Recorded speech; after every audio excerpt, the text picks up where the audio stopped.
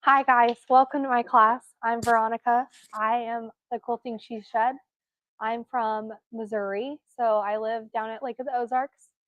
I have 4 girls, so 14, 11, 5, and 3, and I still find time for quilting. This is my passion. I'm here to teach everybody kind of my way of quilting. Before I had Quilt Imagine, I have a pro long arm with no which Miss Lana bought. She's here to learn with us. So I have a pro long arm and I have a diamond with Quilt Imagine on them. So before I had several different long arms, and this was my way of teaching myself how to quilt without investing in a Quilt Imagine. So I'm going to teach several different ways today, and I'm also going to show you, because I didn't get to show you in some of the other classes, how to use the front laser on our machines today. I'll be moving between some of the different machines to show the different features as well today. So I brought several sets of stencils, and today for our class special, these will be $29.99, and I will be quilting with them and showing you guys how to use them in class today. We also have the mark be gone pins, and then you can mark with them and then you can heat erase them as well. So these will be available in our shop at the end of class. And I brought all my own marking utensils. And then I also often with stencils, I will use my quilt pounce. If you need a way to erase it, you can use water with a microfiber, or you can use an air compressor like I do in my quilt room. Now, the reason that I learned how to do that is Mr. Fred Nolting, when I was in Stover, Missouri with the machines, the ladies, they were making the big quilt comforters for the hotels in Kansas City, like the Aladdin and things like that in the 80s and 90s. And I asked them, I said, how do you get the quilt sensor off? He's like, yeah, we just put the air compressors in there and we just blow it off. Comes right off the quilt. And I was like, well, I hadn't thought of that, you know? So you can get you a small one at Harbor Freight for pretty cheap. All right, let's start off here. I'm gonna switch it to cruise mode. And then I use several different stencils. I'm able to pick these up, you know, usually $6 or $7 a stencil. It supports my local quilt store. So I actually have quite a collection of stencils, but you're able to do very creative designs, such as the designs in the center of the quilt. And do your grids. You're able to get gridded. We talked about some grids yesterday. You're able to put those grids on there and able to trace them. But I'm going to start out with this stencil at the beginning of class and teach you guys. If you guys want to stand up here closer, I feel free and welcome to. Right now I'm at this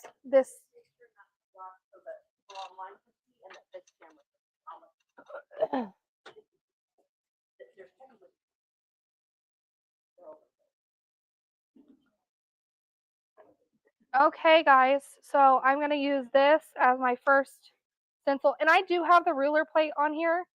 Sometimes that provides like a nice place to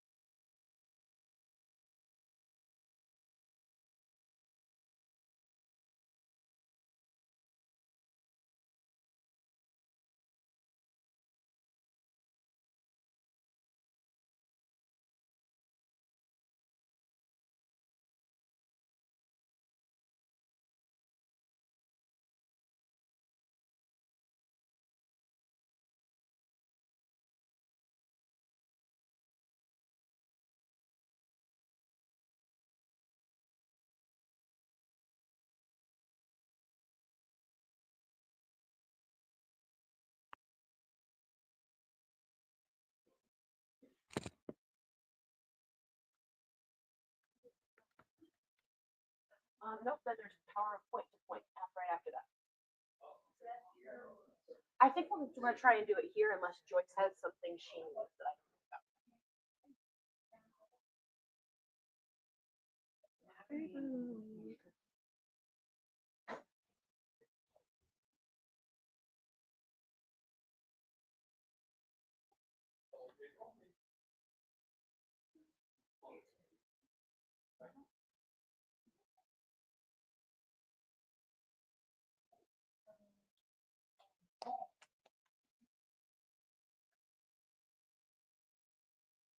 Lana, I'm just going to have her do the class. She's done through all of these classes. Lana has sat through all of these classes.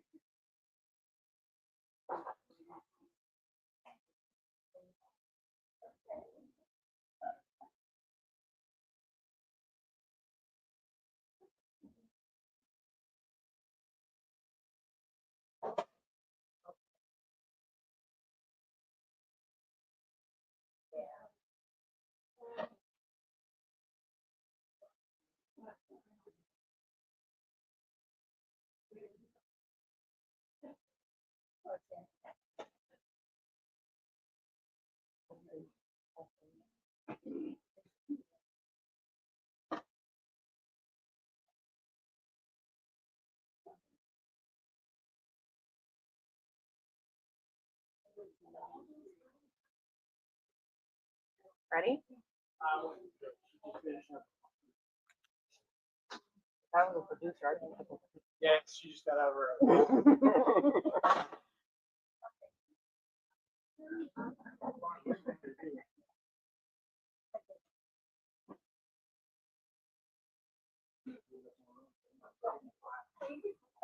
Well, okay. So.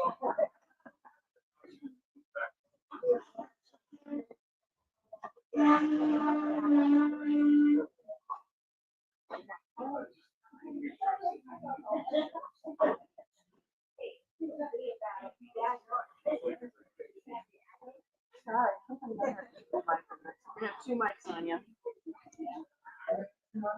Both. You're gonna have two mics on you. Ready? Do you want to? I'm just gonna do it. I don't know where HR, I don't know where HR is. Don't hurt my beard. Draw the line. And this guy.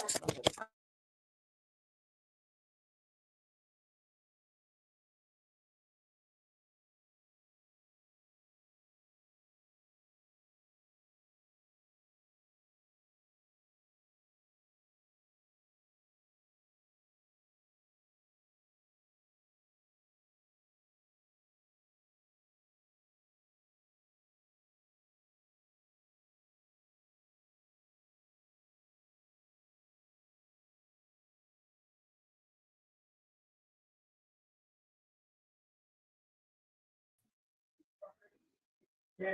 So these are.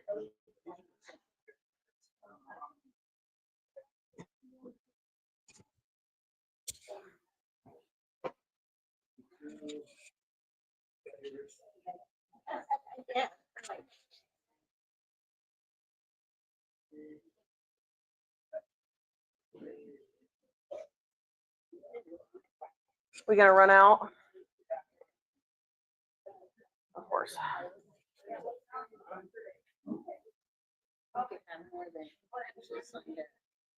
I printed so many more. I didn't realize we had all these people.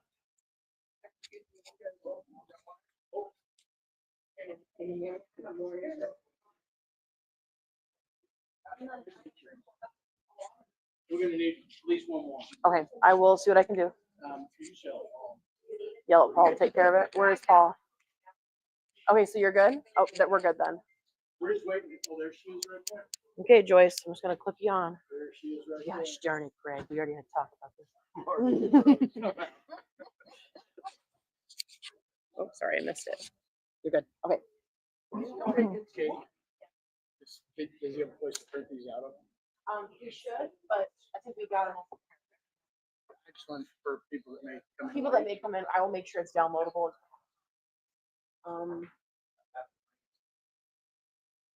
Yes, I think. And you'll be good to go inside.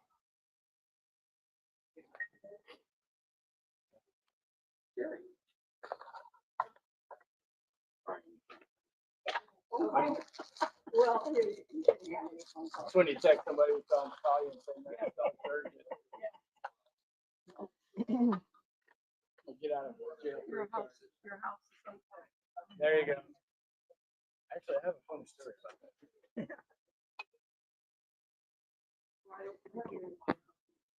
No, actually, it was in a management meeting one time. I used to work for an engineering company for 31 years. And I was in a management meeting in a restaurant. My phone started to blow up.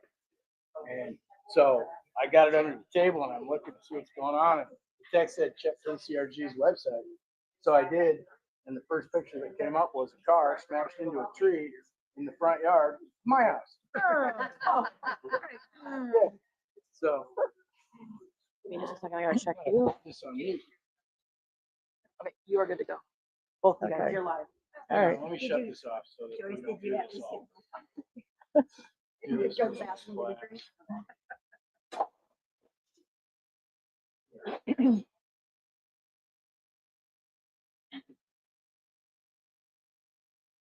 All right. All right, folks, we'll get started. You're all aware this is the maintenance class. Thank you. Appreciate y'all showing up. This is Joyce Flowers. I would venture guess the majority of you. She's still a dealer? I'm what? An ambassador now? or No, I'm a still dealer. Dealer, Yep. Avon, New York. She knows more about automation than I'm ever going to know. So if you guys have any automation questions, you can grab her after the class. I think what we're going to do, we're going to run you through some specific stuff, but we're also going to leave it open for question and answer. So if you have something you really want to know, we can take it. You want to start, Joyce? Sure. You want to go through this Yep, first? let's go through that. I think everybody has one. Okay, so in your packet, you have an essential care guide with a checklist.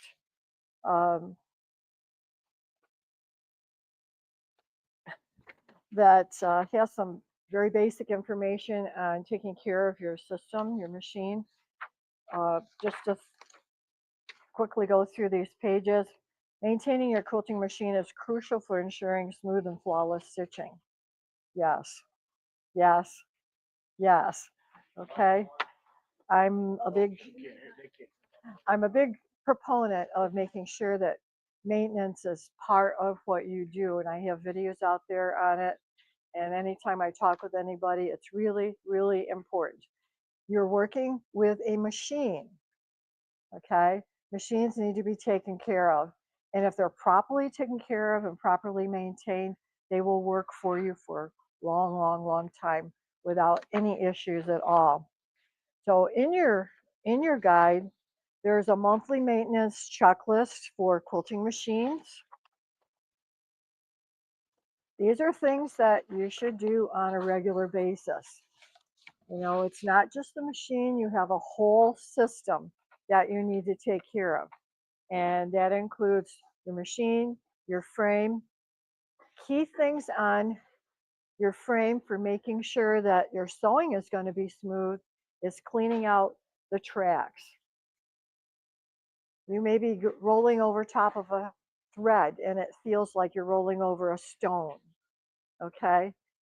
Take a microfiber cloth, put a little bit of rubbing alcohol on it, clean that off. If you have IntelliQuilter automation, make sure that the surface that your drive wheel is rolling on is also clean every single time you use your automation system. And one other thing here that's not on here, this talks about removing the lint and the dust, checking your thread guides. On the next page, head maintenance, things like that. Removing the plate, like the throat plate. It's always a good idea to look down every once in a while from the top into the top of the hook. And I honestly recommend using canned air because you can blow things out a lot better than using a brush, you know, and trying to get up in there. Oiling. Key. Oiling is key. The dots on the top of your machine are actually oil wicks. 1 drop every 8 hours. So you can keep track of those hours on the older machines, you know, do a little check off list. Now it's 8 hours of actually running the machine and not 8 hours of standing in front of your machine. Okay, there's a difference because all of your time in front of your machine, it's not running because you're moving it around, you're setting it up, you know. So 8 hours of run time. So Scott, what do we do with the new ones? With the new ones? Yeah, the new So the machine. new machines, if you have one of those, they will track that 8 hours of runtime for you. It's built into the software. It knows when the machine's running and it knows when it's not. When the 8 hours hits, you'll get a splash screen that says, hey, it's time to oil the machine. Okay? When you're done oiling the machine, you'll hit the reset button, that'll go away. That's on the flare, the Alara, and the diamond. So, yes, ma'am. Can you oil it while you have a quilt on it, or? Absolutely. Mhm. I mean, it's up to you to keep it off the quilt, but Yep, just roll it to the side, oil the top. And the other place that is really, really important to oil is your hook. So the key tips for oiling the hook. Now the hook is down here where you put your bobbin case in. All right. When you're going to oil down here, remove the bobbin case. Remove the bobbin. All right. It's important to turn the hand wheel or use your down button so that the hook shield, which is, if you look down there, there's a little thing that comes down like this, comes to the bottom. And that becomes a little ledge that you can lay your, we don't have an oiler here, but just lay your oiler on that. Oh yes, there's one right there. Yep, so the hook shield comes to the bottom. Just slide the oiler on, and like my thumb is right here, there's a little ledge. Part of the hook assembly is behind it. So just go up, butt up against that, and put a couple of drops of oil on it. You want to make sure that you definitely have oil there. If you don't, it gets hard for it to work. It may not stitch properly because it's straining to do that. As in my case years ago, I thought I was oiling it. The oiler I was using wasn't putting oil out, and I actually seized it up. And when I went out to the shop and got my husband and said, it seized up on me, the first thing he said is, you haven't been oiling, have you? I said, yes, I have. And so when we went back in the house, I took my little oiler and held my finger like this and squeezed on it, and like nothing came out. So indeed, I had not been oiling it when I thought I was. So look and make sure that you have actually put some oil there. That's really, really important to keep it not only lubricated, just to keep it lubricated, but for proper stitching as well. absolutely. Just a side note on this. She just told you to oil it. She also told you to clean it. The oil that you put in the hook, the second you start the machine, a certain amount of that oil gets slung off. So it's oily down there. All thread sheds. As you stitch with it, it sheds fibers. You have to get in there and clean that often. You'd be amazed how fast that gets gummed up with fuzz and oil and everything else. And the hooks are steel on steel. There's no bearing in them. Super precision. And they have to be oiled. They get warm, they'll expand, and they'll freeze up on you, and then you got a much bigger. Yep. So my recommendation is every time you take the bobbin case out to put a new bobbin in, blow it out with canned air. On the new machines that have the light down here, the diamond, be careful about blowing the air towards that, blow it the other direction. Take the throat plate off every once in a while, clean it out from the top, because you have a different angle on it and you can get down in there and get the fuzz out of in there. But you do get a lot of fuzz up in there. So every bobbin change, clean out the hook, and every other bobbin change, make sure you put oil on it, and then it will keep working well. Nope, there's no way it can get in there. Everything is sealed off. Even when you come down. Yep. Just a side note on the bobbin lights. Bobbin lights are all conformally coated, so they will, they're oil proof, if you will. There's also a diffuser cover on them. that will help keep it clean as well. So she's right. Don't spray right at it, but don't get too concerned when you're cleaning out on it. Yep. Should be fine. Yep.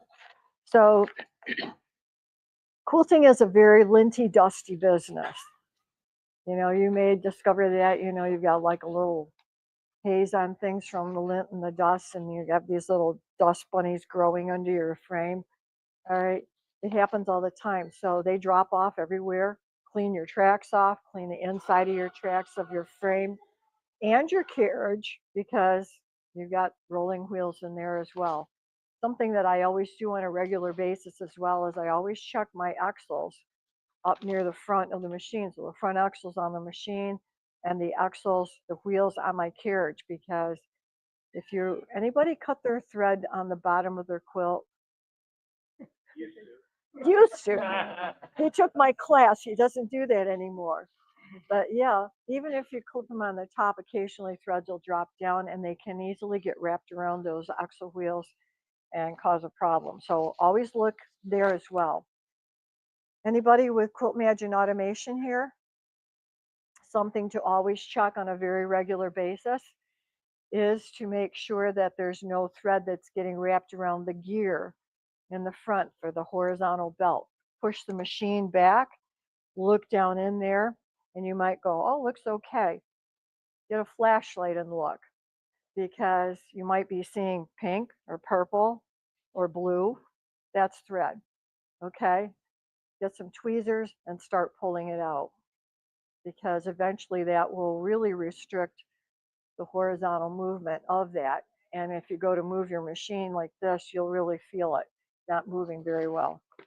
And depending on how long you waited to do this, you'll be pulling it out, pulling it out, pulling it out, and pulling it out. I had a gal back here, and she didn't want to pay our hourly rate to clean it. It took her 6 hours. You can't just take it apart and unwrap the thread. You have to be very Move careful. closer. Pull it out. Yeah, you come over. You got right. Okay. The page on the bobbin here and the bobbin case. So bobbins, Scott and I may differ a little bit on what we think about this, but the bobbin case is merely a vessel to hold the bobbin. Now, that being said, you want to make sure that the bobbin fits good in the bobbin case. When you're pulling your thread off, if you see that bobbin hitting the side of the bobbin case, don't necessarily throw the bobbin away. The bobbin case can be adjusted. In my book, I have a little thing on how to adjust the bobbin case. And most anybody can do it. You don't have to be a big, strong person to do it. But bobbin cases occasionally get out of round because you dropped it. And they always seem to drop with this open end down. Upside down every time. Yeah. And when that happens, these little flaps here might get compressed in a little bit, so that when you put the next bobbin in and you pull it, it's like doesn't pull smoothly. And if you look at this side of it, when you're pulling on the bobbin thread, if you're pulling on it like this and you see it and it kind of gets caught, you know, so you can fix those. You don't need to spend $80 to buy a new bobbin case. Not that Nolting wouldn't be happy to sell you one, but yeah, you can hold it like this and just put your thumb in here and push out as hard as you can. You are not going to break it. Even the strong guys, well, I don't know about that, but anyway, they can push out, you can push out, and then just move it over and push out on the other side as well. And you'd be amazed at how much, it doesn't take much, little more space to make it work, but you can kind of fix that yourself. And you can do the same thing with the L bobbin cases. It's a little bit harder to do, but you can do that. And then you just saved yourself $80. Just for the record, we do not differ on that opinion. Thank you. I do it often. Yeah. I've dropped a lot of bobbin cases. Oh, yeah. Yeah. And if you have a hard floor instead of a carpeted floor or padding, you can just about count on it happening on you. Yep. occasionally there will be a bobbin that is damaged. I found one the other day at my house, and I'm not sure how it had it, but it had like a sharp edge. So whether it fell on the floor and bumped something, and so that one I probably will get rid of because it's on the flat side where the holes are. And I'm thinking when that turns, when that spins inside my bobbin case, that may actually catch, if it's that side is in, on the chuck spring that is in there, and it may not spin as smoothly as it should. So that one I probably will throw out. Yep. No, it's not so much of that. You can put too much tension on the thread and blow the side. You can blow the ends off. Obviously, when we wind a bobbin, we want it to be hard. Press a thumbnail in it, you want it to be hard. But you can wind them too tight. So I would back off the tension a little bit. I've taken the sides off them before too. Yep. I had a customer do that, and she saved it for me. I took a picture of it. It just exploded. One thing I would say is, if any of you happen to use the monofilament thread in your bobbin, winding it, do not wind it any bigger than half full, because that puts a lot of pressure. That can explode a metal bobbin without even blinking. Yep. Next page in here, daily maintenance. So we've talked about monthly things. And if you're not quilting that much every month, maybe every month, but those are regular things to check every time. The next one is daily checklist as you're actually using your machine on an everyday basis. So my recommendation is every time before you use your system, wipe down your frame. Make sure it's in the tracks, it's clean. Inspect your needle. How often should the needle be replaced? About every 8 hours. How often should you oil the wicks? 8 hours. Every 8 hours. Okay. So you can kind of do those things together. If you're going to be starting a large project like a big quilt and you don't remember when the last time was you changed the needle, it might be a good idea to change the needle. Okay. I want to ask you a question. Yeah. I'm not a quilter. I'm a tech guy. How long does it take to quilt a king size quilt on the average? About 8 hours. Okay.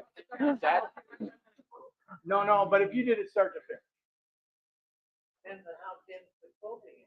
Okay, that's too many variables. It's gonna be. Yeah. So I have always told people change the needle about the equivalent of a king size quilt. So and I have no problem, 8 hours king size quilt, whatever it may be, whatever's correct. I was just curious. So Yeah, no, it is. You might have it on the frame all day long and be quilting at least Sure. 6 hours on it. And if you did custom on it, it would be on your frame for several days. But yeah.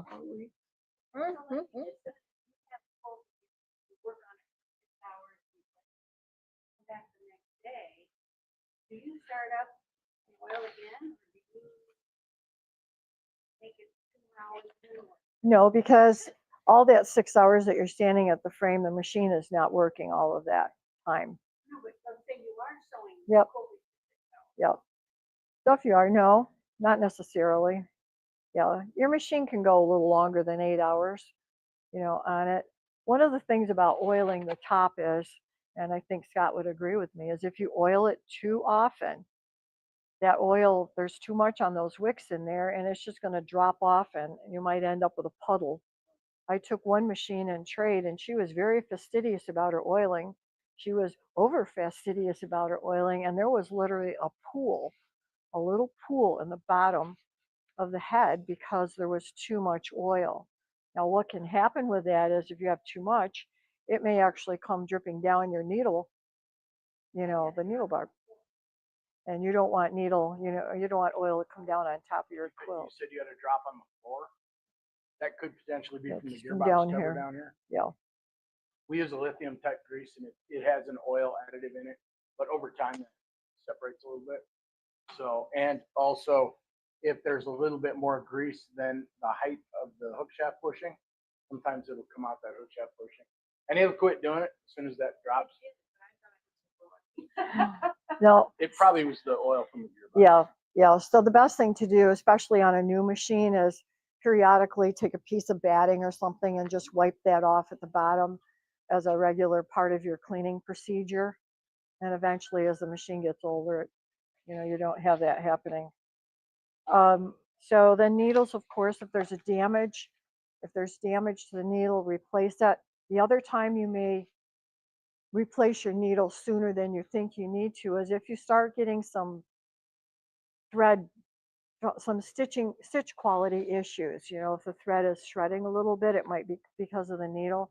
And the other thing is, needles are manufactured. They're not all perfect when you get them. You may put a needle in and it's not sewing right for you. They only cost about 50 cents. Throw it away. Replace it. Don't try fussing around with it, because it might be the needle is the problem and the only problem that you have. I've seen burrs in the eye of the needle, brand new right out of the case. I've also seen paint needles, brand new right out of the case. Yep. So you got to kind of wow. Yep.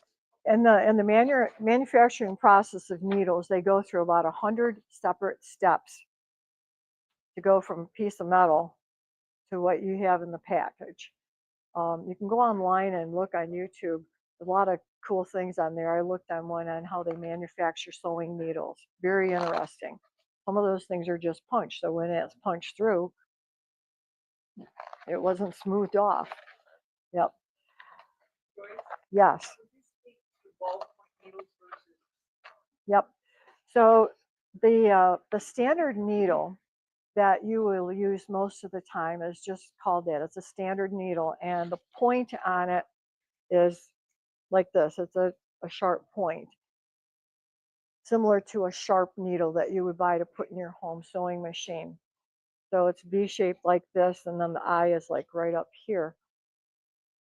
That works for most of our quilting, but there are some fabrics that we sew with, that we quilt with, that can be challenging for that needle to produce a hole big enough to carry the thread from here, make the loop down here in time so that the hook can pick it up. Our solution for that is to replace the needle with a ballpoint needle, which instead of being pointed like this, has a little ball on it and pushes the fibers aside sooner, creates the hole so that you can get the loop down there to be picked up by the hook. So that would be batik fabrics for sure. Somebody was telling in the class we did yesterday that there is a higher thread count fabric that's now being used in quilting. I don't remember. That was you. Yes.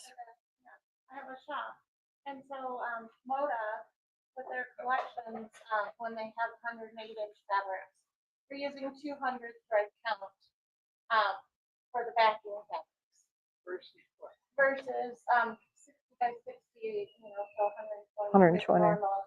normal. And it has a silky feel. They call them silkies. And so if you're a Moda fan, it's like Kansas Troubles, Neil Rossley, any of the collections that have design things that come in. Silky. You're gonna feel the difference. And it's harder to sew on. And when you're sewing your binding, you're gonna notice it hand sew off. If you can't quilt it, you can definitely notice. But it's also shinier. It's like a satin shine. And so you don't want to use your leftovers when you piece your next quilt. Or if you do, it's not. Yep. So just be aware that there are fabrics that are not the same thread count, and that's about almost double what a normal quilting cotton would have. Anytime that I run into an issue where I have inconsistent stitch quality, like it's stitching good here and then here it's not, here it's good, here it's not, I don't first think about, oh, I need to adjust my attention. I'm looking at the fabric, and if it's consistently over the same type of fabric, the same pattern of fabric, it is the fabric that is the issue. And so right away, I switched to a ballpoint needle, because your needle needs to be for the worst fabric, the hardest fabric to sew in your project. So If you have batik as a backing, go to, it's not on the top, just your backing, you need a ballpoint needle. If you've got batik patches in your quilt along with regular quilting cotton, put the ballpoint needle in. Go for the hardest one that's going to sew for you and change your needle right up front. And also one more thing on that is when you use a ballpoint needle, you're going to use the same size needle. So if you're using a size 20, it's going to be a size 20 ballpoint that you're going to put in. Yes. Ballpoint good for minky. Everybody likes to put minky. Yep. Yep. Minky is a knit, is a knit type of fabric with stretch. And so, yes, you can use it with that because, again, it needs to push the fibers aside. And anybody that sews garments and ever sewn a t-shirt, you're going to use a ballpoint needle. It's a slightly different style than what we use in the long arm. But you don't want a sharp needle. You want a needle that's going to push it aside. Well, because t-shirt stretches and the minky stretches, you got to get the hole in there so that the thread can go through. Yep. And there are different size ball point as far as the ball profile goes. Yes, and that's true. There's different size ballpoint balls that you can get them on. The one that we use, I think, is called a light ball. Yeah, so if you look at a Gross Becker data sheet, I believe there are 3 different profiles. If you look at a Gross Becker data sheet, which is where we get our needles, there's a fine point, a medium point, and a large point in the ballpoint. So just keep that in mind. If you were using a ballpoint, but it doesn't seem to be performing for you, you might need to change the profile of the tip. And we carry those. We don't carry a lot of them, but we can certainly get anything you need. Good to know. Good to know. So information here on that, on the oiling. The next one is tension. Does anyone ever have a tension issue? I don't mean this kind of tension over here. Yeah, it's a tension with your machine. Anybody with a tension issue? Okay, so we're going to spend a few minutes here talking on tension, all right? Sounds like a great idea. Okay, all right. So do you want to talk about the tension assembly and then Yep. Okay, go ahead. So, I wish we had a little camera I could point, but you know where the upper tension assembly is. Are we all good with that? Okay. And you know that you lessen the tension counterclockwise, you tighten the tension clockwise, right? The other thing about the upper tension assembly is that thread is going through 2 polished discs and they leave what looks like a V where it goes. If those, and this happens, and it happens often, as that thread goes through there, it polishes the inside of those discs. At some point when it's polished enough, what will happen a lot of times is it will spit the thread out to the back side of that tension assembly. You're sewing along, and all of a sudden you've got a bird's nest on the bottom. Likely, your tension is gone. First place to check is to make sure it didn't spit it out of the tension assembly. Did it spit it out? If the answer is yes, you can revive these. If you take the tension assembly apart, take very fine sandpaper, talking 400, 600 grit, lay it on a flat surface, carefully take the tension disc with the thread contact side down, take 2 fingers, and just do a light circular pattern. Pick it up and look at it. If you see scratch marks in a circular pattern, you've put a little bit of a profile back on that. You should revive your tensions. Or obviously you can replace it. Costs more money, but your choice.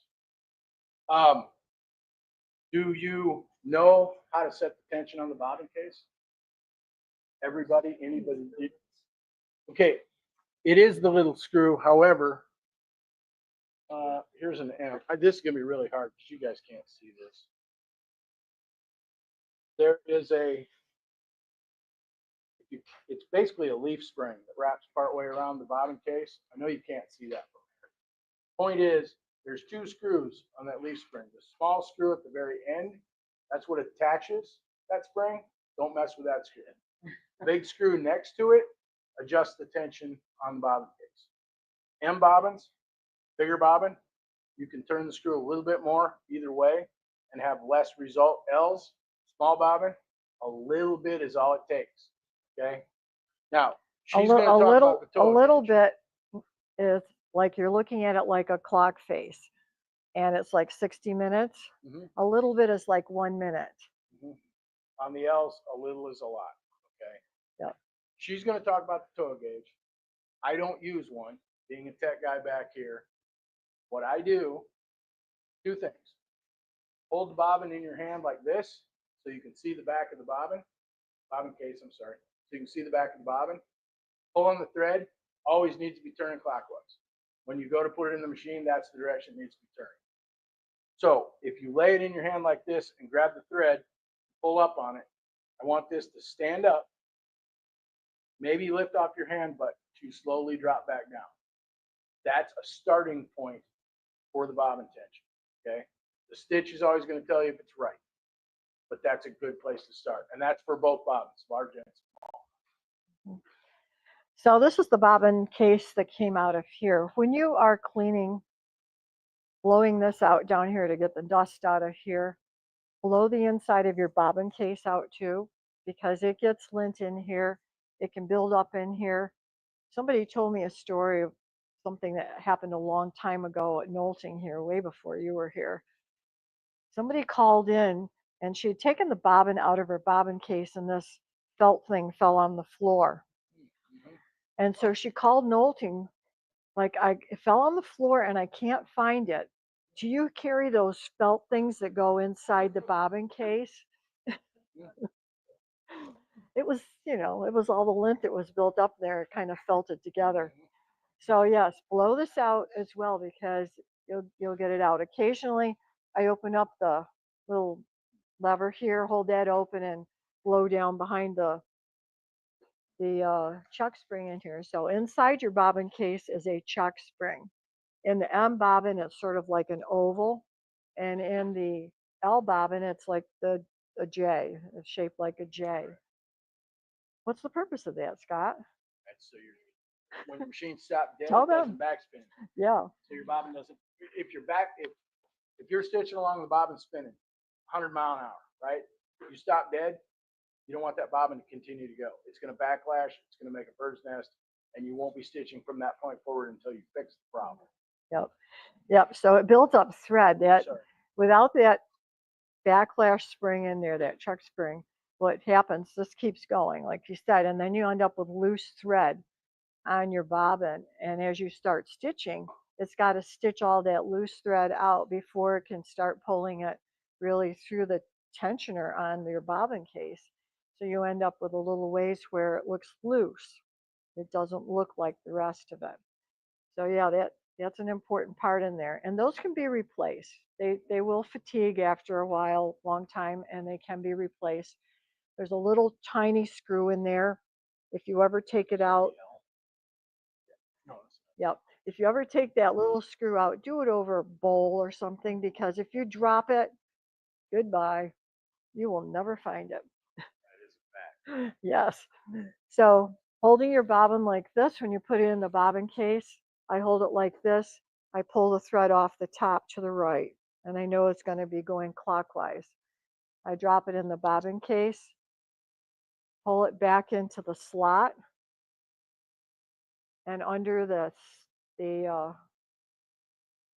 spring, and you'll hear it kind of snap into that spot. The M bobbin case is a little bit different. There is a little piggy tail right here above the lever door. Your thread needs to be wound around that, so you twirl it around a few times. Now the L bobbin doesn't have that. The reason for this is it centers this right underneath the needle hole, the plate, the hole in the needle plate, so that it holds it right under center like that.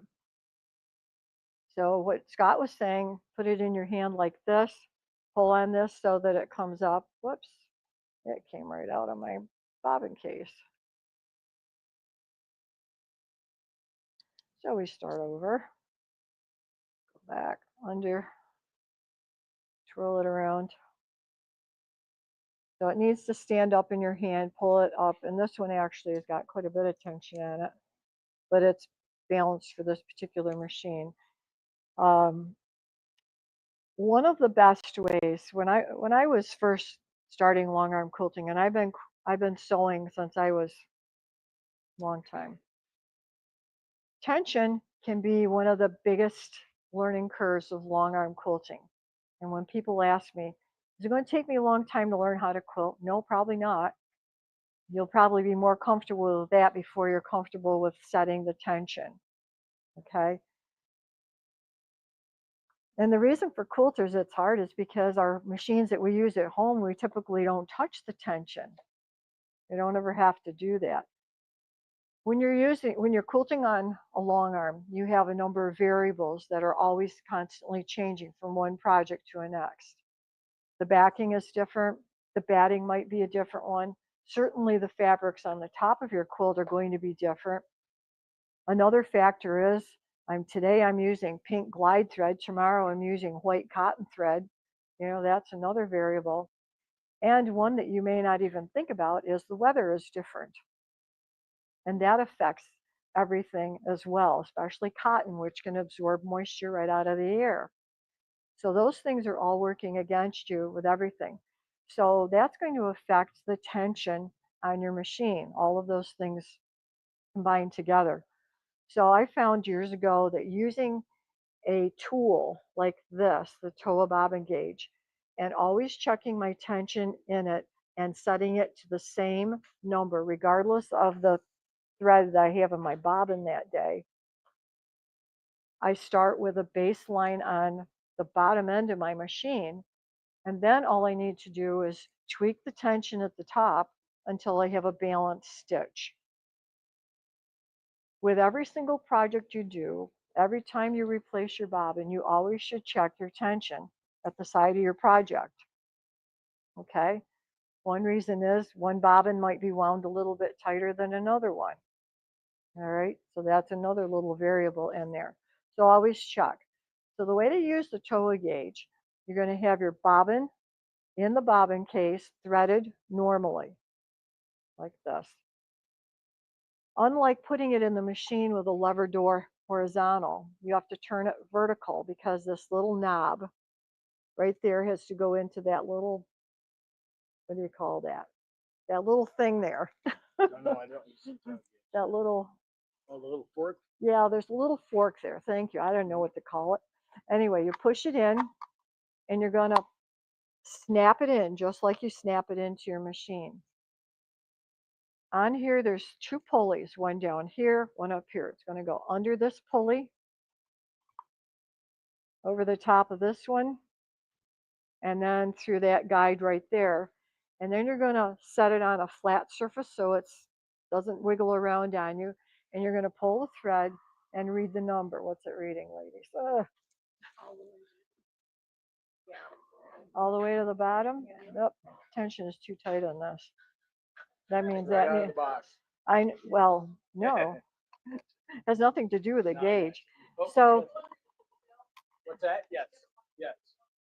yeah, so for this machine right here and this particular tension assembly, I've been setting this to about 250 with the M bobbin, and then adjusting this to balance that stitch. So this is reading way too high. It really is. That's why it lifted off of my hand and wouldn't come down. It is too high. So while this is actually in the gauge, do you have a little screwdriver that works for this? I don't know. I have this one and a little Yep, bit that bigger one might work. So righty tighty, lefty loosey. So this is reading too high. I'm going to put it into the big screw and I'm going to turn it like maybe 5 minutes on the dial to the left. Yep, I can do that. Yeah, should be able to do that. Yep, so here we go. Camera right here, this one. All right. So under the camera here. Can you Oh, see it better? my goodness. Well, I'm standing in the way now. All right. So here we go. To your left. There you go. This one. There you go. Aha. Oh, All there right. All right. All right. So I have it in here And this is the way it goes through the gauge, under the bottom pulley, over the top one, and around the guide here.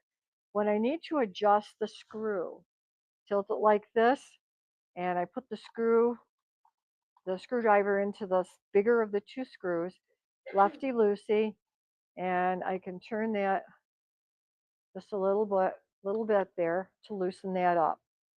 And now, holding this on a firm surface,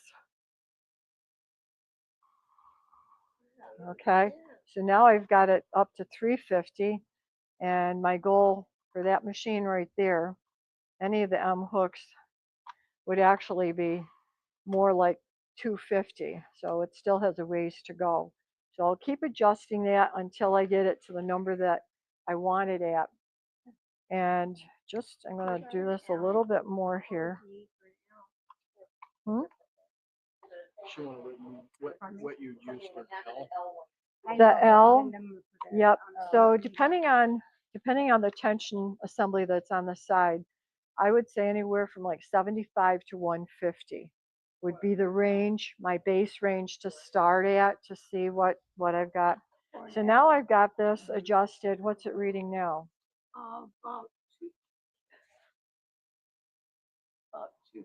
About 250.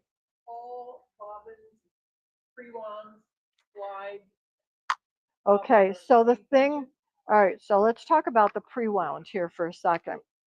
We were going to touch it. Yep. So the pre-wound ones, like your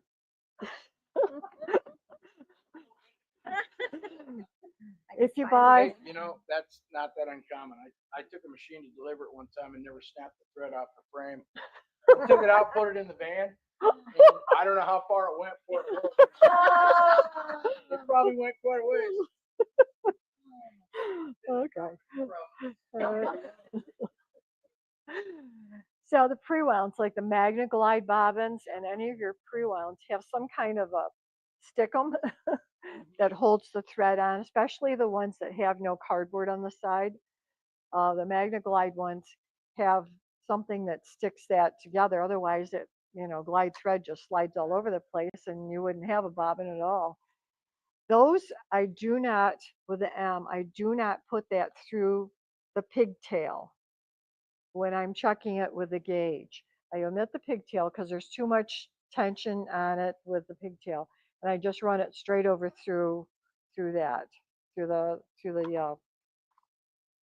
other part here, the pulleys. Yeah.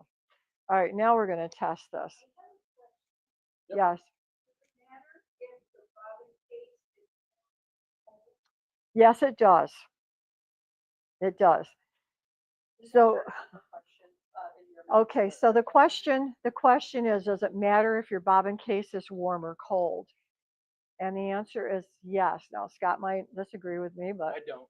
But anyway, when anything warms up, the metal expands. When metal warms, it expands. So that means that this little tension spring here is also going to expand, which would give a little more space, should give a little more space maybe between the pieces here.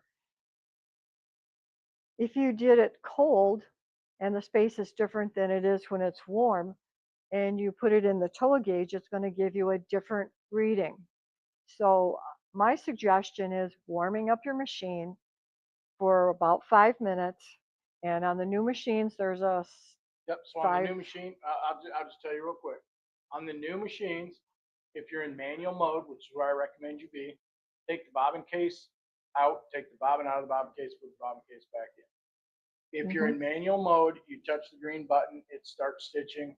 You will get 5 minutes. It's built into the software. Every touch of the green button, and you don't do anything, it will run for 5 minutes. So you choose whether it's 5 minutes, 10 minutes, 15 minutes, whatever. You don't need to run it more than 10, but personal preference. So. So warming up the bobbin case, put the empty bobbin case back in to the machine. Sometimes I put the bobbin in my pocket to warm it up. But yes, you will get a different tension reading on it from a cold case versus a warm case. What I've found over the years is if I warm up my bobbin case as I'm warming up the machine, then go right to adjusting my tension, I don't have to continually tweak, tweak, tweak for the next 10 minutes until it does get warm.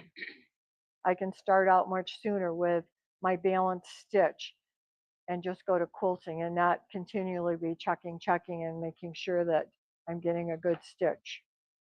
So yes, like this. So let's check this. This was dropped down now from basically off the scale to 250. So I can stand it up and I can pull it out and I can almost lift that right off my hand just a little bit. But there we go. Yeah, just like that. And that's what it should be. You can pull the thread out. I can almost pick it up if it catches on the spring there, but the thread comes out easily as I do that. And that should be what you should be looking for when you when your tension on your case is the way it is. And the reason I went to the TOA gauge years ago was because I was spending a lot of time, maybe 20 minutes, thinking in my head, okay, so I've got this happening on the top, this on the bottom. Does that mean, do I tighten the top? Do I tighten the bottom?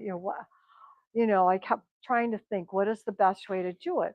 So when I got all done with it, maybe I had way too much tension on the bobbin case more than I should have, or maybe the top was tightened way too tight and I shouldn't have, and I could be breaking thread on the top because that was too tight.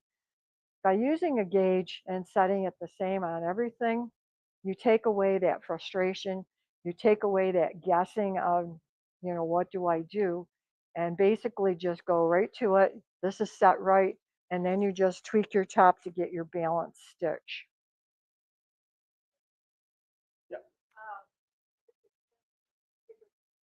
I hate remembering numbers. I made a little label and put it on my toilet gauge. with Oh, good the idea. parameters right on Sure. there. Oh, I'm looking at it every single time, hoping I need. Yes. Yeah. Thanks, Sherry, for that suggestion. So her suggestion was she made a little label that she put right on the toa gauge so that she always knew what that setting was so that she didn't have to try and remember that number. So the number that I'm recommending is kind of a base number. Every machine is going to be a little bit different. So you start with that and you can tweak it up or tweak it down for whatever works best and then write that number down. Yes. Whoop. Go ahead. You go ahead. Doesn't matter. Doesn't matter. Yep, doesn't matter. So for different weight threads or polyester versus cotton that is the same weight thread, it's going to feed through here differently. A cotton that's like a 50 weight thread versus a poly that's a 50 weight thread, because of the way that the thread is made and its tensile strength and all of that, is going to pull differently. So you're going to adjust it to what your number is.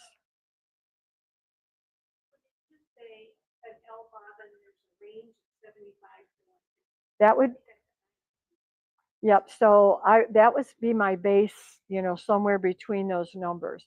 So you might start out at the middle point, see how you balance your stitch with that, and then decide, do I need to make it a little bit more, a little bit less? So the same as there's a range with the M bobbin too. It's somewhere between 200 and 250. Yeah. One of the things I was going to say. Oh, go ahead. Discuss the bobbin cases, Nolting pants, buy some aftermarket ones. What happens? You might have to talk about that because I only use the one Nolting about it. Right. I use the ones Nolting about it. Yep. So Well, if you go online, you're going like, oh, that Nolting bobbin case, that's too expensive. I'll just go online and buy one. Well, for one thing, a lot of companies don't have a piggy tail on them. These are specific ones that Nolting uses because it centers the thread under it. So just as an aside, one of the brands of machines out there turns their hook assembly so that when the thread comes out, this isn't even in with the door horizontal. It's in kind of cocked like that. So they're trying to take care of the issue by changing the positioning of their hook assembly. So buying a different kind of bobbin case isn't, you may pay less, but you probably won't get the same results with your stitching. Yes, I would say for the bobbins too. The bobbins that Nolting uses have a lot of holes in them. Many of the ones that you see out there have fewer number of holes and or no holes. There's L bobbins that don't have holes. They've got a little notch on the inner diameter on both sides, and all that notch is for the bobbin winder. But I don't like those bobbins as far as being non-problematic. The L bobbins that we carry standard are solid one side, holes on the other. I recommend those. Our M bobbins, holes on both sides. I also recommend those. Right. I stitch a lot with a lot of machines. I say some other bobbins, the center hole there. That's also an issue I've heard. Yep. I only use the ones we buy, so Yep. but I hear you. Yep. So, the small amount of difference that you pay maybe to get the better quality can save you headaches, Oh, they're on on down the road. Yeah. They're not expensive in the overall picture of quilting. Yeah, they really aren't. You spend a lot of money for your machine, so use quality products. And your fabric. Yep, absolutely, absolutely. Good. Yep. One quick thing, L bobbins. I'm sure there's probably people in here that use the pre-wounds in their L bobbins. So you may or may not want to take the backlash spring out of your L bobbin case. If you buy the pre-wounds that are a mag core, that's got a magnetic tube in there, that functions as the backlash spring, but that spring on the backside sometimes will cause a lot of issues in the quality of the stitch, and you may want to take that out. I do recommend for people that switch back and forth, have two bobbin cases, one with a backlash spring, one without, so that you're set up to use whichever you prefer on that day. And I recommend the same for an M bobbin. If you're finding that it runs better without that spring in, you can put the spring in and out, but it's a pain to do that. And that little screw is so tiny. It's tiny. It's awful. So just buy a second one, take the check spring out of it, have two. I've got two. Are the ones they sell out here, are those the magnetic ones? Yes. Just make sure it says mag in the name. Yep. MAG. Yeah. One side of the core is black on it. That's the side that goes in. Well, it's because it needs to come off. Yep. Because it comes off that way. Yeah. It's magnetic. Yes. Island that you're talking about inside the L bottom, are they supposed to lay flat, or how would you know if it's worn out, or would you start seeing bird nests? Yeah. They actually puff out a little bit. So if it's jammed in there flat tight against the back side of it, it's not doing its job. There should be you should see it out just a little bit. Yeah. On the L bobbin cases, and they're not all this way. This one happens to be that way, and most of the ones we sell are. You can adjust the tension on the side leaf spring. You can also adjust the tension on the backlash spring. I don't know if you people know that. And I don't know if you can see this. I didn't know that. Hand me my glasses, would you please? Sorry, bad eyesight, bad feet, bad knees, bad back. Do you want It's all going to. this too? Yeah, this is actually too big. Okay. I'm gonna get some more. Can you see this little screw right? Can you see that? Right there? Yeah. Right there. Yep, it's a tiny screw, okay? This screwdriver is too big, but you can buy like the ones you use for fixing your glasses. Anyway, and let me forewarn you, a minute on here is a whole lot, but you can adjust the back spring using that little screw. You ever see that? No, I never did. Yeah, right there. Tiny little thing. Yep. Yeah. How Wow. would you take it back if you want to take it off and use it? Inside. There. Okay. You don't take that out. But if you want to keep it, make sure you're over a white piece of paper on the counter and or one way from the edge. Because it's off and it's gone. Won't. I used one of my little. No, I don't have them in stock, so one of my little white Pyrex dishes, bowls. I take it out over that. Yeah, yeah. Any questions about tension, bobbin cases, all of that? Did you want to show them about changing the tension? Yeah, I will. I guess that's the question. One thing I do want to say though, I should urge everyone to learn themselves, not necessarily without some input from us, because we're all here to help, but learn how to adjust the tension. It's the thing you're going to do the most. Everything you change changes the tension. Okay, I handle 90% of the calls I get are tension questions. It's very difficult to walk people through because you can't see the film. See the sandwich, can't see the machine. I can't. There's a ton of variables. So we have a lot of brochures. There are some. Are there any videos?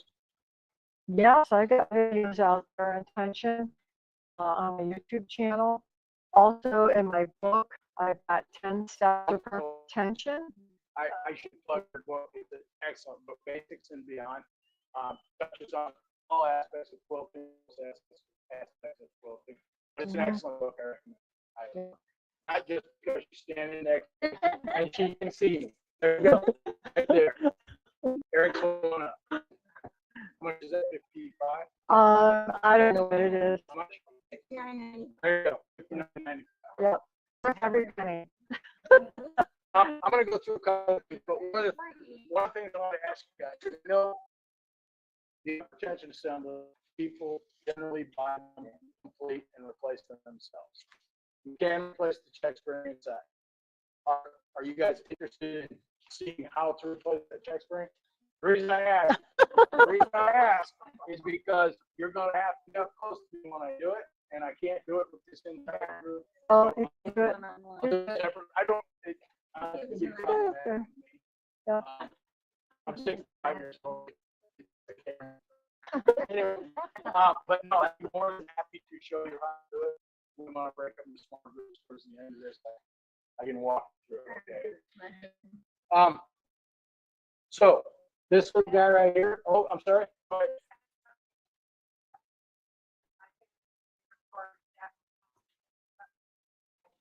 We're going to go through the question, and we're going to do that part right now. Okay. This is an essential care guide. I'm going to show you what's in it. Before I do that, I want to let you know it's a $34.95 value, and it's $1. It comes with a microfiber cloth. It comes with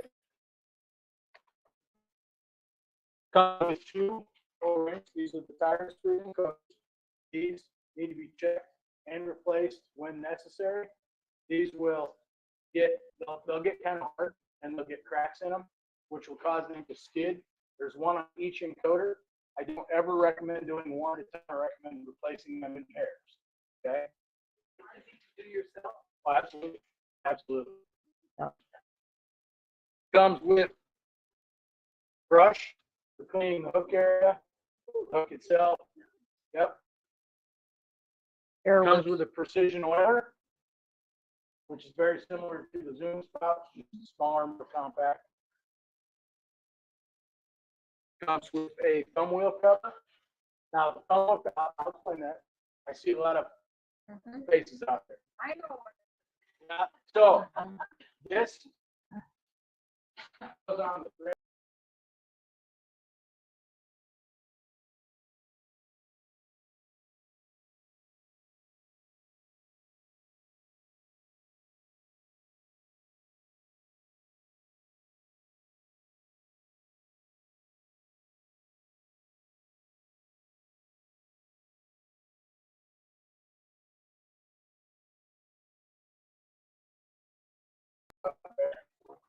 Lock. And I can tell you this also.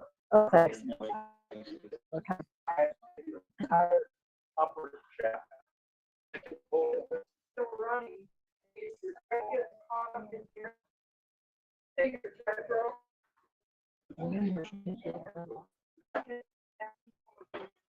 Yeah, they're cheap. The thing I say is The way you attach is everybody has their own preference. If you use Velcro, you can use magnets, you can do whatever your preference is. But it does not come with the method to attach. I need to test it for my old one.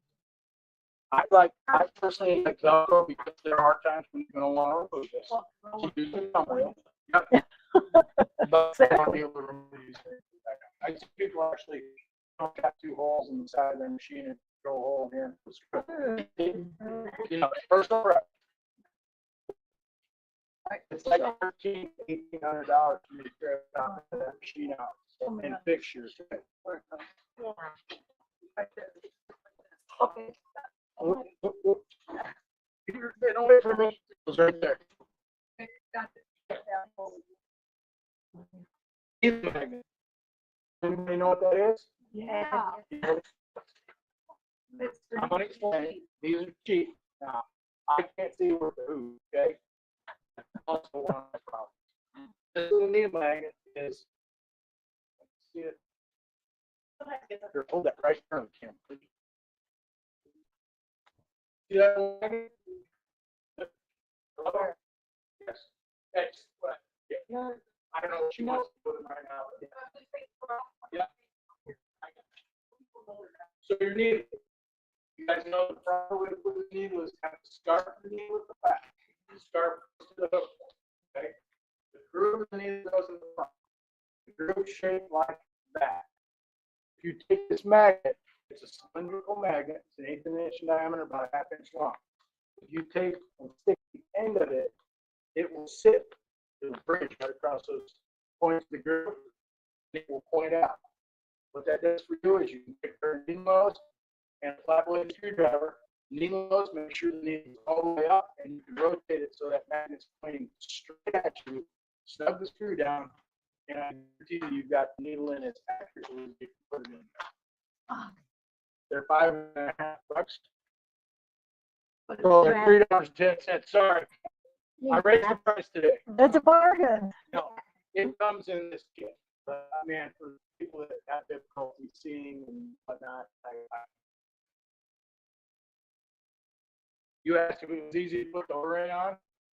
There is the encoder wheel. Which one am I on? This one? There's the encoder. See it? I'm in the way, aren't I? Yeah. How about now? Pull it back. Here's the O-ring. How easy is it for me to get to the encoder? Okay, the only caveat to that is the carriage encoder on a quilt matching style carriage is inside. So yes, you will have, it's easiest to remove the carriage from the frame. However, there's rails on the frame. What I recommend if you're going to do that is to take the bolts and the nuts out of the rear rail, slide it. You can tip the carriage this way, reach up underneath, do what you got to do, put it back down. Slide it, put the bolts and nuts back. Why Now, one of the side do you machines, worry? just as quickly And as I why can do you switch. care? Because I love this company. I You recommend do fantastic. There's nothing you can do that would not be fantastic. So don't worry about it. That is perfect. I don't want you to worry about it because to me, this is just having a conversation.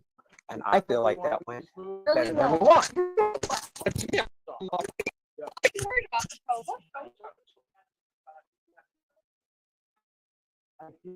It depends on your carriage that you have. The IntelliCulture carriage typically is not this, that one typically rides on top of the back rail and you have easy access to that. So basically you just roll it off and then put the bottom part of the, it's on it like that. I line it up with the bottom, get it kind of hooked on the bottom and then just roll my thumbs up like that. There you go. And there I go. Yeah. Super easy. Yeah. I'll see this other one wasn't fastened to anything, but yeah, you just roll it up and down. Yep. Someone wanted me to come and service the machine, and at that point, she had had it for, I don't know, maybe 8 years or so. I always check all these. I have a long list of things that when I service the whole system. So I got to the part I was going to do the encoder thing, and so we rolled the machine out and got the side encoder out, and this literally fell apart. The encoder O-ring literally fell apart in my hand. It was like 5 or 6 pieces. It was so dried up. You know, I'm sure it wasn't rolling. It was probably sliding, but big cracks and just fell apart. So that's what happens to them when they get old. It depends on the environment, man. Right. If it's in direct sunlight, is it in a humid area? Is it hot? Is it cold? It's going to vary. Yeah, there's a lot of variables that affect it. Yeah. It is in fact a rubber O-ring. So, Mm-hmm. So almost every machine I pick up on trade, almost every time you throw it over, almost every single one has an air. And the other thing, if you just take the rail off the base cover on, make sure you slide that rail back. Do it very, very gently. You can make that a cover. good point. Good point. Yep. Kick it off the side.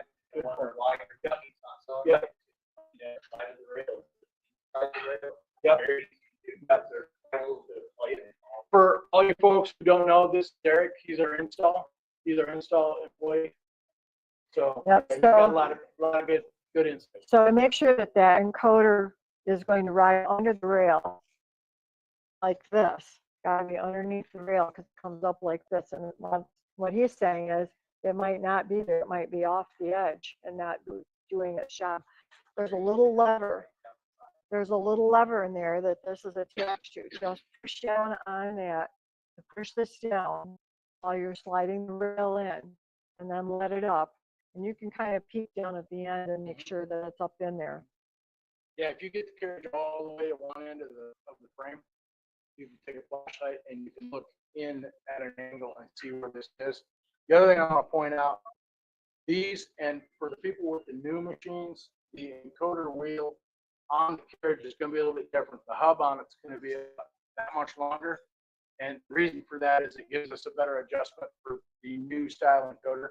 But what I do want to point out is that rail where this rides shaped like this, you want this encoder as close to the center of that as possible. If this gets out of adjustment, and there is a little bit of slop in the bracket, but if this encoder wheel comes out here to the edge and runs off, you're going to notice a whole lot of stitching issues, and you're going to be calling me. So if you see this that way and you're not comfortable or not sure how to fix it, then by all means, call me. We'll talk about it. Send me pictures. For everybody in this room, my email is Scott, SCOTT@nolting.com.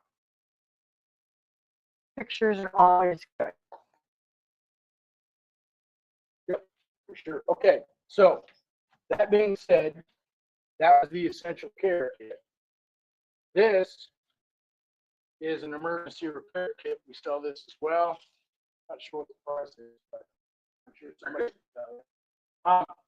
What I do want to state on this, be very clear whether you have an L or an M bobbin, because it has a case, it has bobbins, it has a backlash spring. So it's going to be specific to the size of bobbin. But, yes, correct. And then, Correct. Very, very good. Thank you. So in this kit, you get the needle magnet, you get a hook screw, you get a hopping foot screw, you get a bobbin case backlash spring, needle bar thread guide, check spring for the upper tension assembly.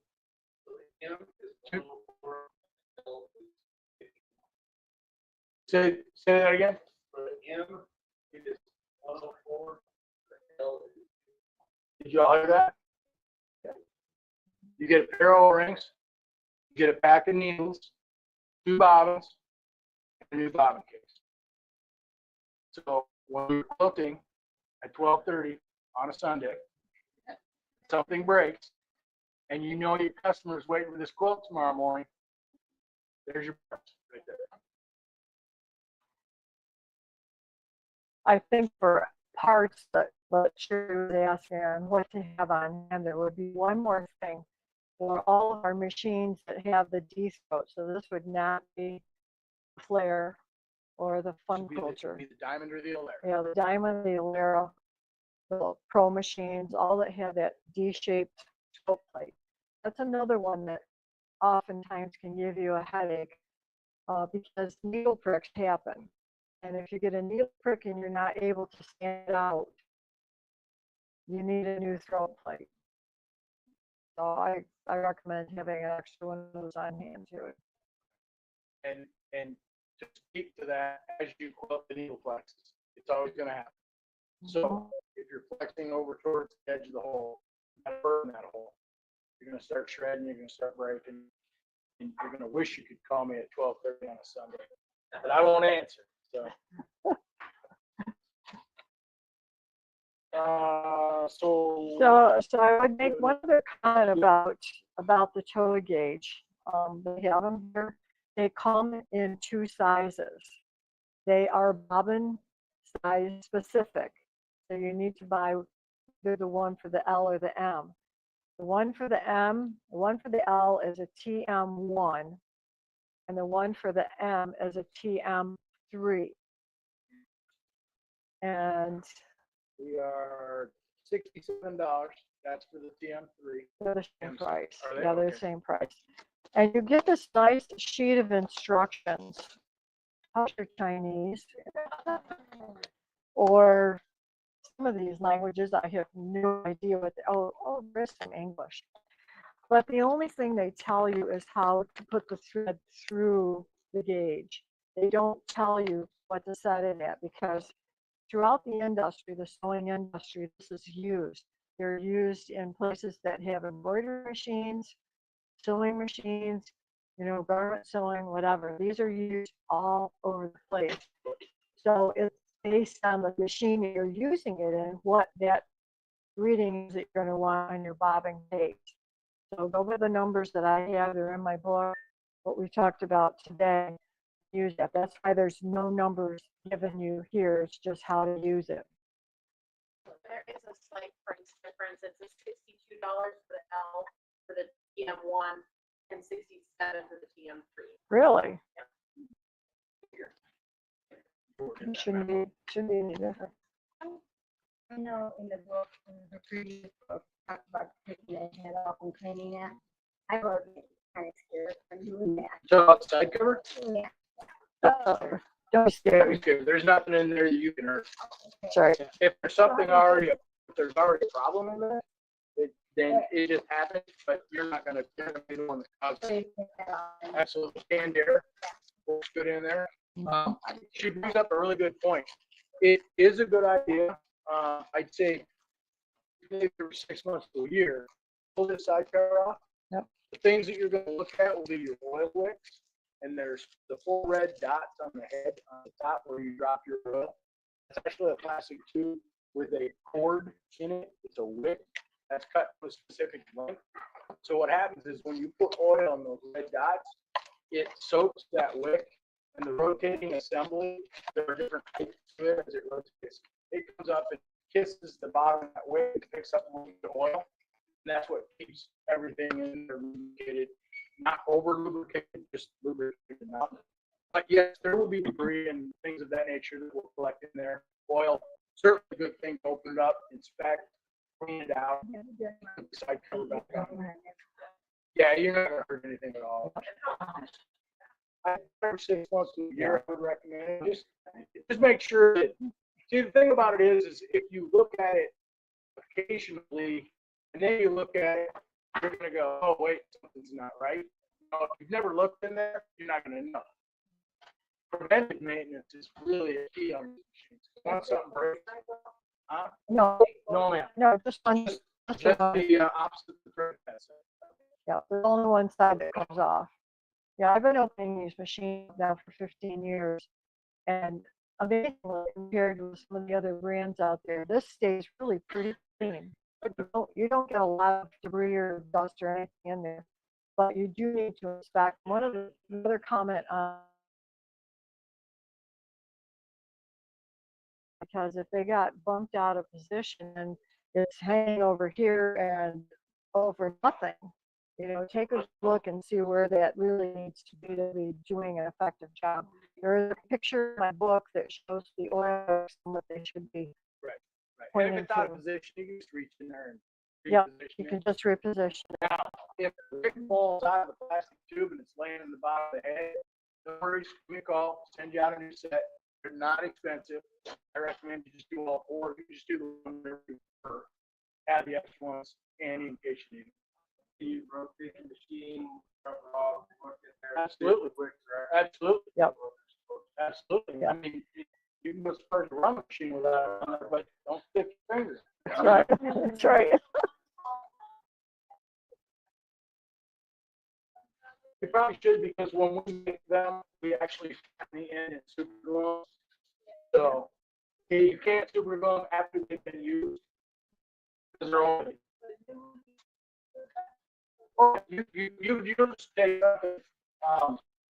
like I know probably everybody in this room doesn't have a set of punches, but something a very similar diameter and push it through, throw that away. If you don't poke it down at all, push it down. Once you push it down, it should be fine. It's a friction kit on the outside. So You do put in a new one, how many drops of oil started? here's what I recommend with a new oil wick. I recommend that you open the side cover, put the oiler at the bottom of the plastic tube on the wick and soak it down. Then you get a couple of drops. If you guys feel like you're putting drops on the right dots, but it's not going to the wick, take it straight from the T-pin, where the red dot is, poke that into the in the middle, poke it in about that far and go like this, because we do coat the top of those with a product that oil won't go through. You may need to encourage the oil hole to work again. So, you okay with opening it up? Yep. What's our time? We're Okay. So I really wanted to give you guys the opportunity to get something specific that you are interested in learning or need to know how to do. That's what we're going to do now. So, and if you don't, that's fine. I'm just giving you the opportunity. Yeah, Ryan. We were talking about problem weekend. This is something for you to think about. Going along, everything is going good. All of a sudden, you need to change the needle. Go to the drawer and you've been using 18. All I can find is 60. I'm gonna get this done. Put it in, start sewing. Doesn't sew well. What have you changed? Size of the hole going out through with your thread coming out through changes the friction level, so your tension is different with your hips. Correct. And technically your timing is a little bit different as well. right. Right. So what we've always found in our experience is if the machine is timed with a specific size needle, you can generally go up or down one size and not have to worry about the hook timing. Okay. Anything more than that, you're going to have a problem either picking up the bottom thread or you're going to be hitting the hook. Okay. As far as the tension goes, she's going to talk to about that. I understand tension, but I'm not a quilter, so what I say to you probably won't be super beneficial. Part of the point I'm making, he's been doing. Right. It makes it so it isn't right. Yeah. Don't call and say the machine. The other thing I want to stress is you get a lot of calls, lots and lots of calls. The one thing that I want everybody to think about if they suddenly experience a problem, and that is what is the last thing you did? Something has changed. But you change the needle, whether it be you adjusted the timing, whether it be you hit the hook shield or the needle or something, okay? But think about that logistically. What is the last thing I did? That's the first thing I'm going to ask. So when tension issues all of a sudden show up, I agree exactly with what Pat is saying. The first thing that you need to do is you need to follow the path. all the That's a way, good thing. We should. all the way from the back of the machine, all the way down through the needle, because something possibly has happened. Now, thread gets a chance, jumps around, it may get caught on something. I went to a show, got to the show, set up, I'm threaded up, I'm stitching, and the tension is like awful. I tighten the tensioner, nothing happens. And my friend walks by the booth and she said, "What's wrong?" She could see I was distressed. I said, "It's not stitching right." Well, she's got a machine just like the one I had at the time at the show. She's looking at it. Well, on the way to the show, the thread got looped around my thread pin. That was the problem. It was great thread, a great silver looking, I'm looking through, yeah, everything looks good. I didn't look carefully enough. That was the only problem that there was. Okay. Another thing that happens, and this happens with the carriages where the encoder wheel is in rail, down the rail, that has a tendency to get lazy after a while. And it may not, because it pulls up underneath that, underneath the rail like this, that encoder wheel pulls up like that. What happens is that spring kind of gets lazy and it's not pulled up all the way. Just take that arm and 2 times like that and pull it up the last time so that it seats up under there very well. And the symptom for that is you get intermittent long stitches if you go horizontally. Okay, because this isn't turning, it's not firing stitches as evenly as it's supposed to. Those are just little things to check.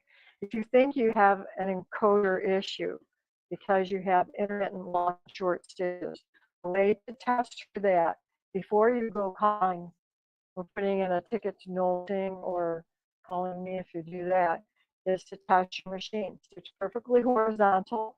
What do the stitches look like? If you've got it set on 12 stitches to the inch and you're getting like big jumpy stitches, that means that the hole is there, or the making holes in it. There's two differences here. If it's making the stitch and they're far apart, then your encoder is not firing them as soon as it should. So exercise the arm.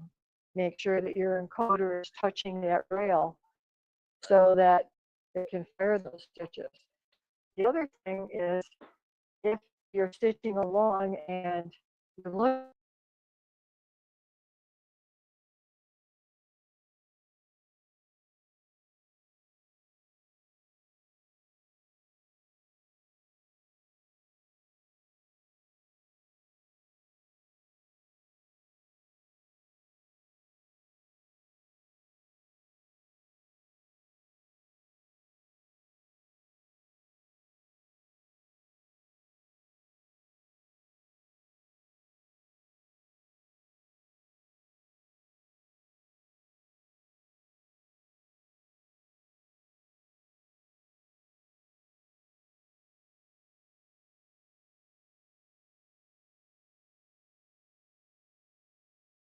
And it moves out. When you push it down, pull it back against the back of the angle that it is attached to, and you'll feel it reset.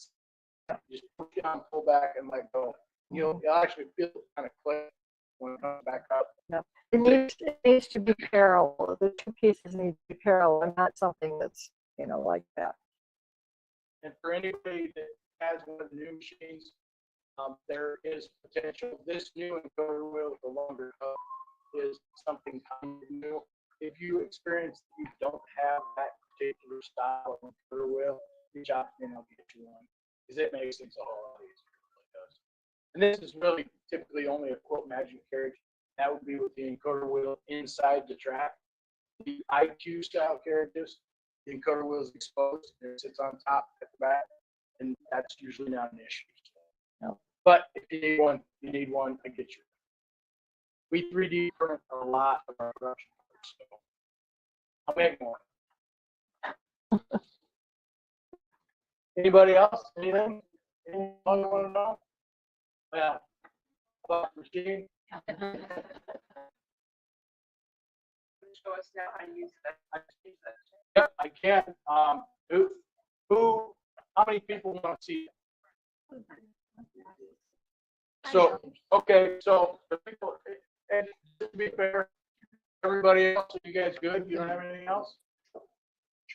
Because once we do this, it'll probably people will disperse and then. I'm supposed to have them all Oh, hang on. at 2:00. Oh, shit. Here. Well, yeah, I'm gonna take it somewhere else. you take them somewhere else. I'll take it somewhere else. I'll put it in the lunchroom. I need to clean up. Not really. No, Uh-oh. How long is your class? I don't know, 20 minutes maybe. Okay, let's do this then, folks. Let's give this class time to run through, and everybody wants to see it, I'll get with you. Just, come find me. I'll be here. You want to listen to me? No, because I'm not going to be so. Later then. I'm gonna take this. Okay. Oh, I'm sorry. Was finding Campbell Island Tower. Yes. Yeah.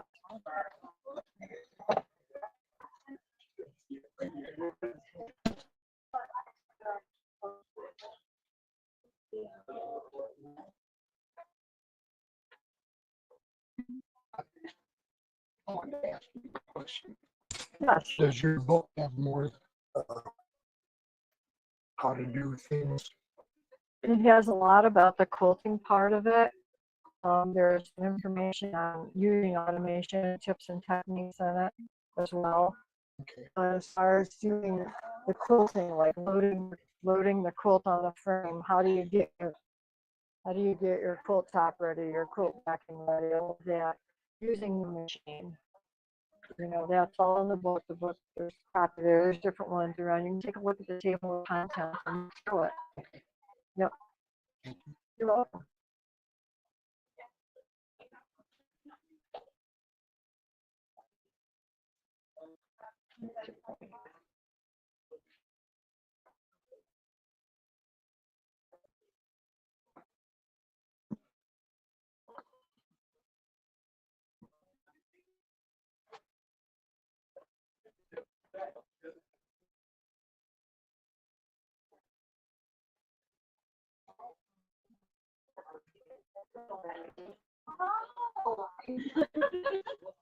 Oh, and I told the one lady, he's doing the rest of my quote, you're gonna be up here, I didn't know what you were doing. Oh, she's doing it live or broadcasting it? I wasn't sure what you were doing, I didn't know if you needed the automation. No, no, it's more of a talk It about is, what it okay, is. Yeah.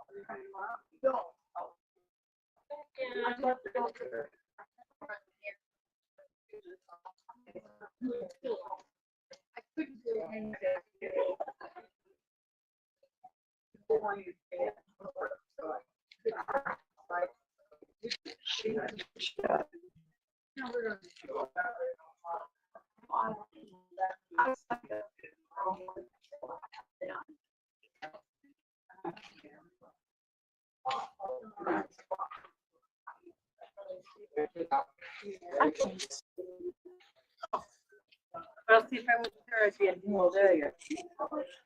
And then.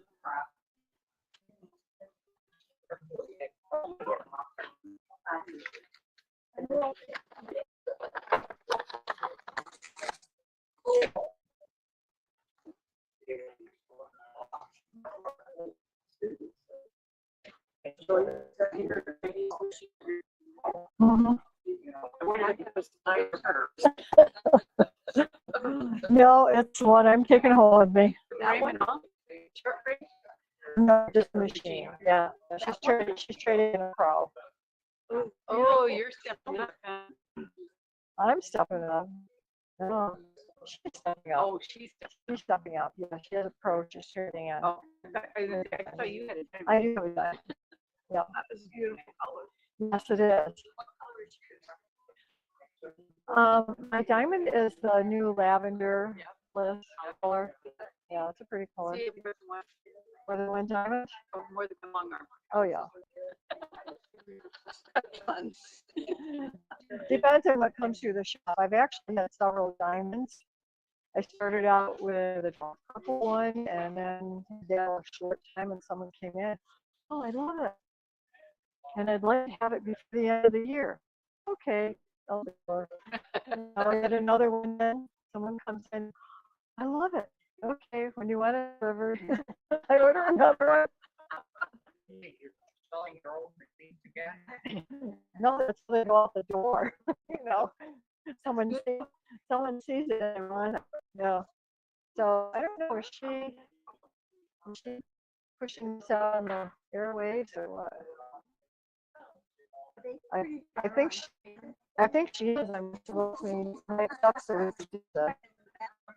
Well, no, it's not being pushed in airways. She has to. Right. Put it on. Yeah, I think she is. Yeah. Ron, do you want to go get Kate? Okay. What you All want? right, never mind. She's gonna do it.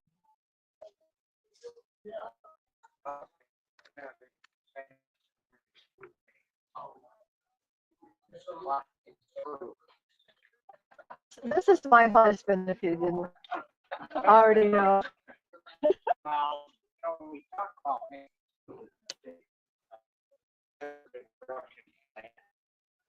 are you, any of you from a farm? No, you have a wagon and you put it up and you put it down through the hedge. Or a lawnmower or something like that. Well, in the factory, we had a battery powered thing that ran back and forth and hooked up to heavy rolls and pull. At night, they had two guys that were trying to get that pin down through, and they could not get it lined up. One guy was moving it back and forth, the other guy was trying to tell him what to do. Finally, the guy standing there with the pin said, "Here, I'm going to do this." He stuck his finger down through, and the other guy moved the thing and cut his finger off. How do you deal with two stupid people doing a job? Oh, it is recording now? Okay. I'm not doing that to make you feel bad for them. We're being recorded. Good. The thing is, sometimes as sewers, we do something stupid. We try to cut corners or get something done in a hurry. And so take your time, relax, and don't do those kind of things. And enjoy the journey. Yes, walk away. It's too much. It's a lot of fun, and if you spend a lot of time putting the pieces together for the quilt, take your time quilting it because you'll do that quicker than putting the pieces together. And it'll last. Okay. So this is not going to be a long, drawn out thing. Okay. This is just an informational little segment here for those of you that have automation. So that's all of you, I'm assuming. How many IQ people? I know you are. Anybody with IQ? Okay, so the rest of you are quilt managing. I'm going to be talking about a technique that's called point to point. And in IQ, it's done with line pattern. And in Quilt Imagine, we have to have the gold feature, and we need to have multi-pattern placement check so that we can do this. The basics of point-to-point technique is you're going to be using a pattern like a repeating pattern, like one you would use for an edge to edge.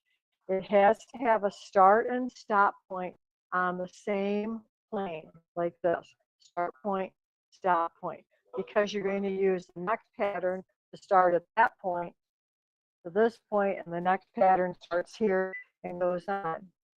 Point to point is a very, very powerful technique to use for a number of different things. All kinds of customizing can be done. anytime I look at a quilt and it's going to be a custom quilt, I think to myself, okay, how can I do this point to point? Because if you think about it, placing a triangle here and then over here and placing another triangle and the same pattern, you place the triangle, so place the triangle, so, you get all these individual placements. Point to point, you can place multiple patterns, and when you get done and say okay, or in the case of Quilt Me, I just call the pattern, you now have converted 4 or 5 or whatever it is, individual patterns into one. So you have one stitching sequence, one start point, one end point, instead of individual patterns that you're going to stitch. So it's really, really powerful. And there's times that you can use, you could use point to point where you could do absolutely no other technique. No, several years ago, these two ladies, two sisters, bought me 2 king size quilts. They each made a king size quilt.